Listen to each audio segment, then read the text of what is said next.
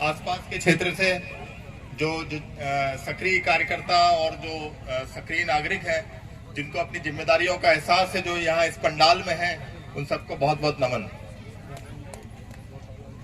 जैस से जुड़कर जो एक बड़ी उपलब्धि है कि आज सरकारी स्कूल में जब हम लोग पढ़ते थे तो हमको कभी बिरसा मुंडा के बारे में नहीं पढ़ाया गया।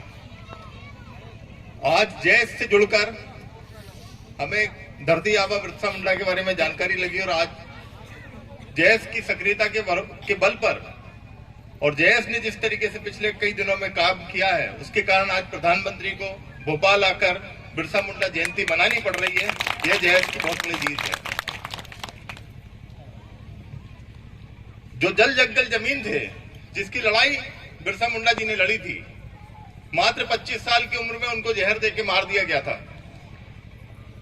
उसके बाद CNT एक्ट आया, छोटा नागपुर टेनेंसी एक्ट। उसके बाद उस एक्ट के आधार पर वो अधिग्रहण कानून आए और आदिवासियों को अपनी जमीन का अधिकार मिला।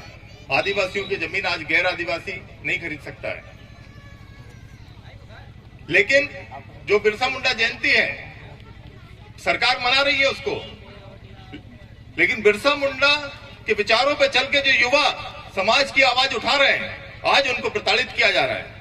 चाहे नीतीश सलावा हो या विक्रम अछालिया जी हो, उनका ट्रांसफर कर दिया गया। नीतीश सलावा को सस्पेंड कर दिया गया। मैं भी सरकारी नौकरी में हो सकता है कल मुझे भी सस्पेंड कर दिया जाए, लेकिन हम वो युवा हैं जिनको यदि समाज के रास्ते पे, यदि हम ईमानदारी के रास्ते पे हैं, तो हम लोग परवाह नहीं करते हैं सरकार की, चाहे आज नौकरी में रहे कल हम नहीं रहे। आज जो युवा काम कर रहे हैं, जो युवा समाज की आवाज उठा रहे हैं, उनको प्रताड़ित किया जा रहा है।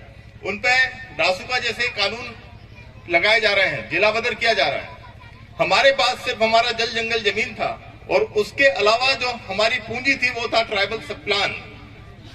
जो देश का बजट होता है उसमें आर्टिकल 275(1) के तहत हमारे को केंद्र सरकार हम लोगों की शिक्षा के लिए, स्वास्थ्य के लिए और जो स्पेशलाइज योजना है उनके लिए एक बजट आवंटित करती थी। 40,000 करोड़ रुपया करीब वो देश केंद्र सरकार से आता था।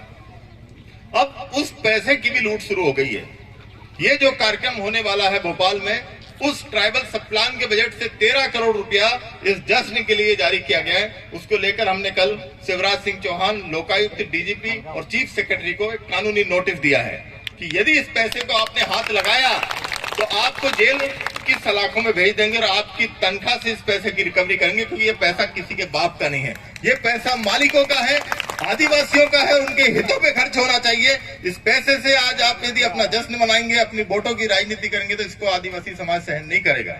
आदिवासियों को खुश करने के लिए, आदिवासियों का 22% वोट लेने के लिए रातों रात कल हबीबगंज स्टेशन का नाम रानी कमलापति के नाम कर दिया गया। तो मैं कहना चाहता हूं कि इस तरीके से झूठे जलसे और झूठे रेलवे स्टेशनों के नाम करने से आदिवासी समाज का वोट आपको नहीं मिलने वाला है। यदि आदिवासी का वोट आपको हासिल करना है, आदिवासी समाज के दिलों में यदि आपको जगह बनानी है, तो उनके हितों के लिए, उनके संविधान में जो उनको अधिकार मिले हैं, उनके लिए आपको मेहनत करनी पड़ेगी, उनके लिए आपको ईमानदारी से काम करना होगा। आज शिवराज सिंह चौहान बोल रहे हैं कि मैं पैसा एक्ट को चरणबद्ध लागू करूंगा। चरणबद्ध 1996 में पैसा एक्ट बन गया था। 26 साल से क्या कर रही थी कांग्रेस और भाजपा की सरकारें? आज आप 17 साल से सरकार में हो और आज आप बोल रहे हो कि मैं चरणबद्ध तरीके से लागू करूंगा। पैसा एक्ट में ग्राम सभा को अधिकार दिए गए हैं। आपके यदि ग्राम में कोई खदान है या आपके यहाँ कोई चीजें, मिनरल्स यदि हो रहा है, तो उसका 1% उस गांव पे खर्च होगा। ये बहुत सारे अधिकार जो है पैसा एक्ट में दिए गए हैं। अब जाकर इनको आदिवासियों की याद आ रही है और अभी भी इनकी नीयत साफ नहीं है। अभी भी ये बोल रहे हैं, चूंकि सिर्फ 2 साल चुनाव में बचे, अब जाके ये बोल रहे हैं कि हम इसको लागू करेंगे, लेकिन अभी भी इसको लेकर कोई नियम नहीं बनाए। लेकिन इसी तरीके से यदि अपनी यूनिटी रही, इसी तरीके से यदि संगठित होकर युवा काम करते रहे, तो हम संविधान में जो हमारे अधिकार हैं, जो माननीय जयपाल मुंडा जी ने जो हमारे लिए अधिकार दिए हैं संविधान के अंदर, हम चाहते हैं कि उनको जमीन पर लागू करवाएंगे। और इसी तरीके से आप लोगों के साथ रहा तो एक दिन हम लागू करवा के रहेंगे। जोहार।